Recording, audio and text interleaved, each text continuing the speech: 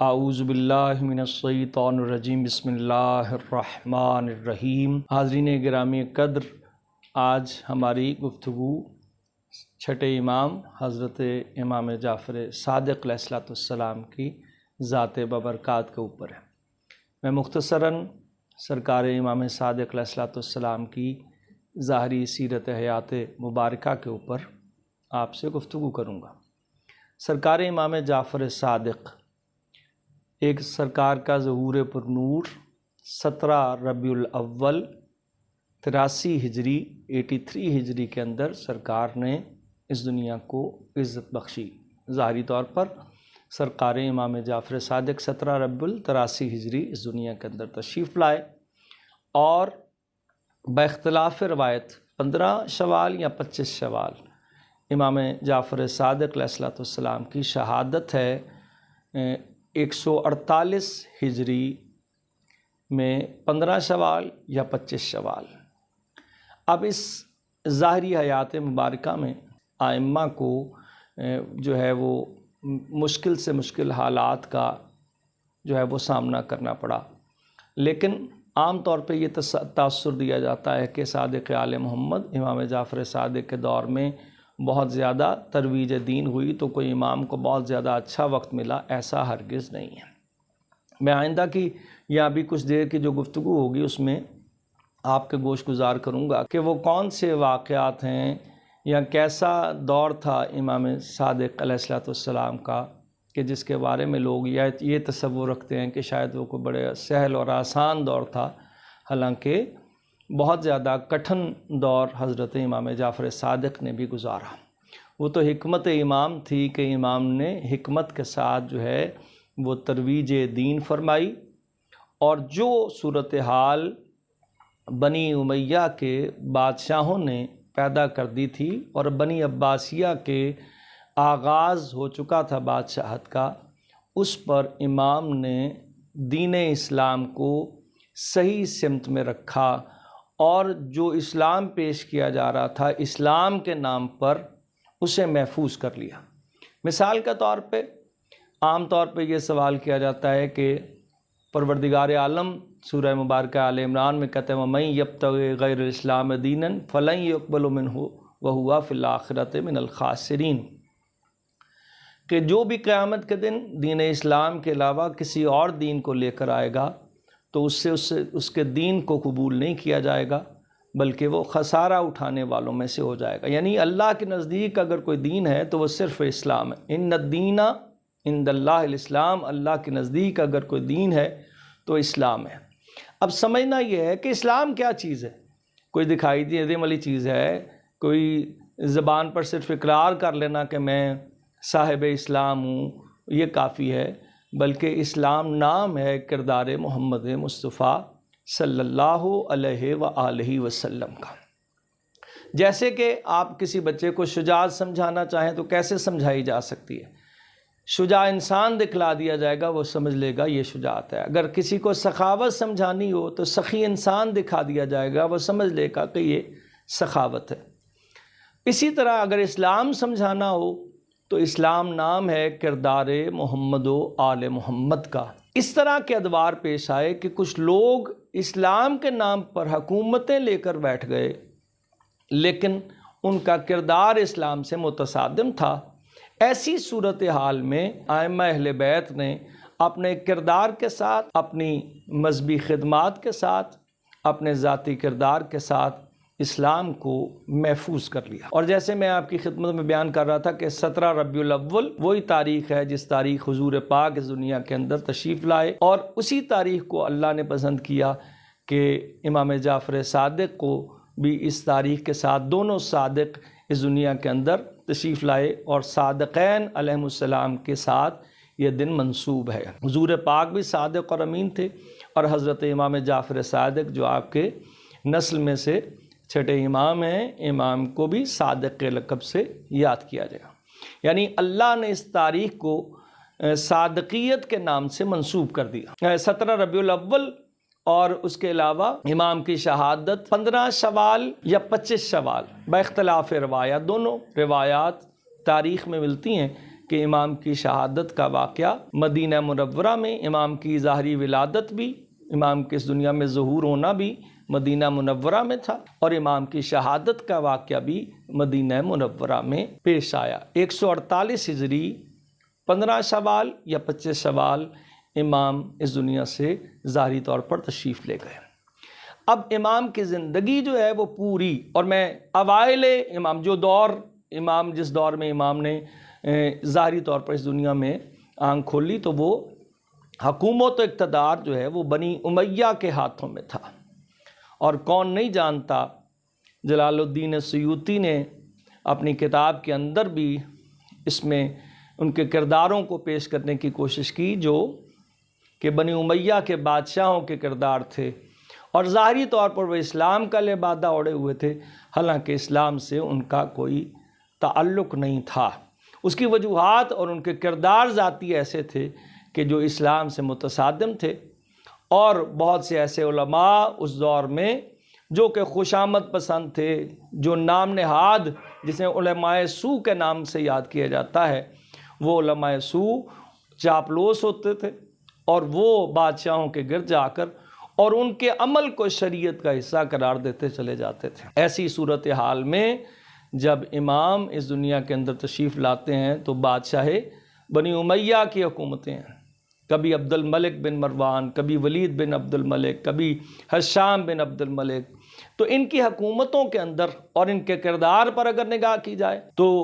شراب خوری، زناکاری اور اس طرح کے کون سا عیب ہے جو ان بادشاہوں کے اندر پایا نہیں جاتا تھا۔ اور یہاں تک ہے کہ بادشاہ بنی امیہ جو ہیں وہ نئے مسلمان ہونے والوں کو، جو یہودیت سے عیسائیت سے مسلمان ہو رہے تھے یا بت پرستی سے اسلام کی طرف آ رہے تھے، وہ یہ نہیں چاہتے تھے کہ یہ مسلمان بن جائیں، اس لیے کہ وہ جو جزیہ دیتے تھے ان کے جزیہ نہ دینے کی وجہ سے ان کے خزانے میں کمی واقع ہوتی چلی جا رہی، تو یہ چاہتے تھے کہ یہ اسلام ہی قبول نہ کریں۔ تو ایسی صورتحال میں ائمہ اہل بیت نے اپنے ذاتی کردار کے ساتھ اسلام کو پیش کیا، اور دنیا حقیقت میں اس بات کو پہچان گئی کہ جو اسلام حقیقی ہے وہ اہل بیت کے گھرانے کے علاوہ کہیں اور دکھائی نہیں دیتا۔ بہت سے واقعات، علمی طور پر امام کا مقام، ہر امام اپنی جگہ پر علمی طور پہ بلند سے بلند دکھائی دیتا ہے، لیکن صادق آل محمد علیہ السلام کے بارے میں جو واقعات ملتے ہیں ان میں سے چونکہ دہریے بھی ہوتے تھے کہ جو خدا کے وجود سے انکاری تھے، اور اس میں ایک بڑا مشہور واقعہ امام کے حوالے سے ملتا ہے کہ عبداللہ دیسانی نام کا ایک شخص جو بہت بڑا دہریہ تھا اور اللہ کے وجود سے انکار کرتا تھا، وہ امام کی خدمت میں آیا، امام سے گفتگو شروع کی، اور جیسے ہی گفتگو شروع کی تو امام نے کہا پہلے اپنا تعارف تو کروا، پہلے اپنے نام کا تعارف کروا۔ جب امام نے یہ کہا کہ آپ اپنا نام تو بتاؤ، تو اس نے کہا عبداللہ دیسانی۔ ابھی یہ کہنا تھا کہ وہ اٹھ کر امام کی محفل سے رخصت ہو گیا۔ جو پاس میں بیٹھنے والے امام کے چاہنے والے تھے انہوں نے کہا مولا پتہ نہیں کیا بات ہے، یہ شخص اٹھ کر چلا گیا۔ تو امام نے بیان فرمایا مباحثہ ہو بھی گیا، اور مباحثہ وہ ہار بھی گیا اور ہم جیت گئے۔ تو قریب بیٹھنے والوں نے کہا مولا کون سا مباحثہ، ابھی تو کوئی گفتگو شروع نہیں، ابھی تو آپ نے اس سے نام پوچھا تھا۔ تو امام نے فرمایا اسی نام کے اندر تو اس کے مباحثے کی شکست شامل تھی، اس لیے کہ جب اللہ ہی نہیں ہے تو عبداللہ کیسے ہو سکتا ہے۔ تو لہٰذا اس طرح کے واقعات لا تعداد امام کی سیرت طیبہ سے ملتے ہیں کہ ایک جملے سے امام نے اس کو جو دہریہ تھا اسے شکست دے دی۔ لقب جو ہے امام کا صادق کے نام سے ہے، جعفر آپ کا نام نامی ہے، جس کے بارے میں کہا جاتا ہے کہ جنت میں ایک نہر بہتی ہے جسے جعفر کے نام سے یاد کیا جاتا ہے۔ تو یقیناً اگر امام کی ذات برکات کو بھی دیکھا جائے تو امام جعفر ہیں، علمی لحاظ سے، کردار کے لحاظ سے، عمل کے لحاظ سے۔ جس طرح جنت میں لوگ اس نہر سے اپنے آپ کو سیراب کریں گے، اسی طرح جو وہ لوگ جن کے پاس علم نہیں ہے وہ علم امام جعفر صادق سے فائدہ اٹھائیں گے۔ اور آج جتنی بھی مسلمانوں میں فقہیں رائج ہیں ان سب میں سے جو امام ابو حنیفہ کے بارے میں کہا جاتا ہے کہ ان کا یہ جملہ ہے کہ لولا سنتان لا ہلاک نعمان، اگر میں ہلاک ہو جاتا اگر صادق آل محمد کے شاگردی میں نے 2 سال نہ گزارے ہوتے۔ تو ہم تو ظاہر سی بات ہے ان سے اسلام لیتے ہیں، ان پر ایمان رکھتے ہیں، ان کے ساتھ اپنا جینا اور مرنا ہمارا ائمہ علیہ السلام کی ذوات مقدسہ کے ساتھ ہے۔ ہم کسی اور سے اسلام کا تصور ہی نہیں کرتے، ہم اسلام ہی اہل بیت علیہ السلام کی ذوات مقدسہ سے لیتے ہیں، جن سے کوئی مقدس اور مطہر ہو ہی نہیں سکتا۔ تو امام کی والدہ گرامی جناب ام فروہ بنت قاسم بنت محمد ابن ابی بکر، آپ کا سلسلہ اس طریقے سے جناب ام فروہ نہایت متدین خاتون، ایماندار پرہیزگار خاتون تھیں، اور یہاں تک کہا جاتا ہے کہ آپ ایک مرتبہ طواف خانہ کعبہ کر رہی تھیں کہ آپ نے اپنے ہاتھ کا اشارہ حجر اسود کی طرف کیا، بائیں ہاتھ کا، تو کسی نے کہا کہ دائیں ہاتھ سے حجر اسود کی طرف اشارہ کیا جاتا ہے، تو یہ شہزادی نے جناب ام فروہ بنت قاسم نے یہ کہا کہ جس کا بیٹا علم کو نشر کرنے والا ہوگا، امام جعفر صادق کی ذات بابرکات ہوگی، اسے تمہارے علم کی ضرورت نہیں ہے۔ تو شہزادی اور ان کے والد گرامی کا کردار اور پھر محمد ابن ابی بکر کے کردار سے کون واقف نہیں ہے، اور حضرت امیر المومنین نے جنہیں اپنا بیٹا قرار دیا، تو ان کی نسل جو ہے وہ امام جعفر صادق علیہ السلام کی جو ہے وہ والدہ جناب ام فروہ ہیں۔ نام نامی جعفر ہے، القابات میں سے صادق ہے، کنیت ابو عبداللہ ہے امام کی، اور جنت البقیع میں امام جو ہیں وہ دفن کیے گئے۔ بہت سے واقعات آپ کے امام کے ملتے ہیں اس لحاظ سے کہ سب سے بڑا جنازہ مدینہ منورہ میں امام جعفر صادق کا تھا۔ یہاں تک کہا جاتا ہے کہ 40 ہزار 70 ہزار کی تعداد میں جو طلاب علم تھے وہ امام کی خدمت میں حاضر ہوتے تھے، اور مدینہ منورہ میں امام محمد باقر نے اور امام جعفر صادق نے وہ علمی گتھیاں سلجھائیں کہ جو رہتی دنیا تک معجزہ ہیں۔ اور میں آپ کی خدمت میں یہ بھی بیان کرتا جاؤں کہ سرکار صادق آل محمد کے دور میں جو ہے وہ بنی امیہ کی بادشاہت ہے، اور اختتام آپ کا بنی عباسیہ کی جو حکومت میں منصور دوانکی نے آپ کو زہر دیا، اور محمد بن سلیمان جو والی مدینہ تھا اس کے پاس زہر سے بجھے ہوئے جو ہیں وہ انگور بھیجے گئے، اور اس نے امام کو زبردستی وہ انگور کھلائے، اور پھر آپ کی شہادت کا واقعہ پیش آیا۔ امام جعفر صادق کی شہادت مدینہ منورہ میں ہوئی، اور امام کا غسل و کفن ہوا، امام کو جنت البقیع میں دفن کیا گیا۔ لیکن ایک چیز بہت اہم ہے کہ جس کا بیان کرنا میں ضروری سمجھتا ہوں کہ جو بنی امیہ کی حکومت تھی، اس بنی امیہ کی حکومت کے بارے میں یہ کہا جاتا ہے، بنی امیہ تخت اسلامیہ پر آ کر بیٹھے ہیں، اور اس میں جتنے بھی ان کے ظاہری طور پر خلفاء تھے تو ان کا کردار اسلام کے قوانین سے بالکل متصادم تھا۔ اور میں نے جیسے کہا کہ جو ہے وہ جوا، شراب نوشی، زناکاری اور دیگر جتنے بھی خرافات تھے وہ ان کے اندر پائے جاتے تھے، اور کبھی بھی ان کے پیٹ نہیں بھرتے تھے، یہاں تک کہ کھاتے ہوئے جو ہے کئیوں کی اموات جو ہیں وہ ہوئی کہ جن کا پیٹ ہی نہیں بھرتا تھا، جیسے شام تھا اور دیگر ان کے جتنے بھی خلفاء ہیں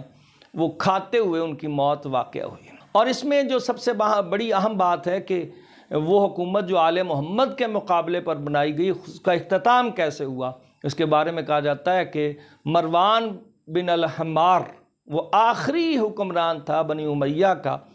کہ جس کے بارے میں کہا جاتا ہے کہ وہ جب ابو صفا العباسی کے ساتھ اس کی لڑائی ہوئی ہے تو 1 لاکھ کے مقابلے میں اس کی فوج تھی، اور وہ شکست اس کو اٹھانا پڑی، اور یہ اترا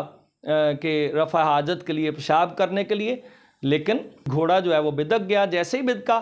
تو اس کی فوج سمجھی کہ ہمارا بادشاہ مارا گیا، خلیفہ مارا گیا، اور وہ فوج بھاگ کھڑی ہوئی، اور ابو صفا کے ایک سپاہی نے اسے قتل کر دیا، اور یہ واصل جہنم ہو گیا۔ تو اگر آپ نگاہ کریں تو پوری بنی امیہ کی حکومت جو ہے